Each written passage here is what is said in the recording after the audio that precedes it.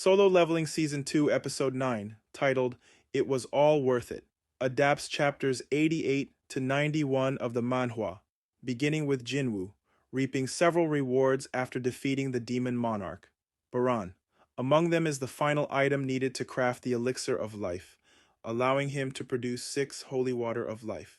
He also resurrects the wyvern as a new shadow soldier, naming it Kaizel, and gains a new job-specific skill, Shadow Exchange, which lets him instantly swap places with his shadows. Using this skill, he bids farewell to Aesel and returns to the real world, flying to the hospital on Kaizel to see his mother. Meanwhile, Gunhee and Jinchul discuss the strategy for the upcoming Jeju Island raid, following Goto Ryuji's recommendations. Elsewhere, Yoonho meets with retired S-rank healer Min Byung-gu as they reminisce about past Jeju raids and mourn their fallen comrade Yoon Seok. Though Byung-gu refuses to join the upcoming raid, Yoonho parts with a farewell, preparing for whatever may come. Jinwoo arrives at the hospital and notices the scar on his mother's neck, recalling how she had comforted him despite her wound being his fault. Uncertain whether the elixir of life will work, he uses it, and to his relief, she awakens from her 4-year-long slumber.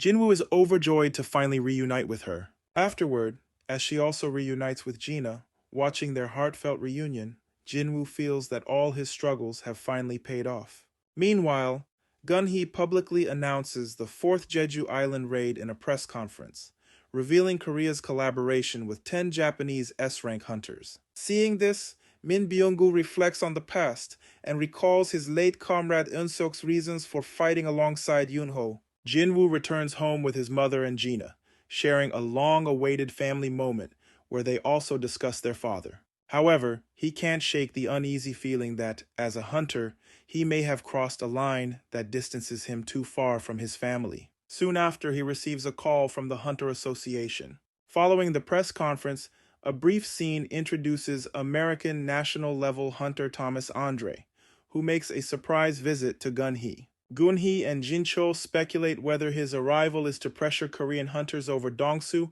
or for another reason. Later, Gunhee and Jinchul scheduled a meeting with Jinwoo to request his participation in the Jeju raid, which was set to begin in 4 days. Just as Jinwoo is about to decline, having already achieved his goal of curing his mother, he suddenly senses an overwhelming mana presence. Gunhee then reveals that S-rank hunters from Japan and Korea have gathered at the gym, preparing for the upcoming battle.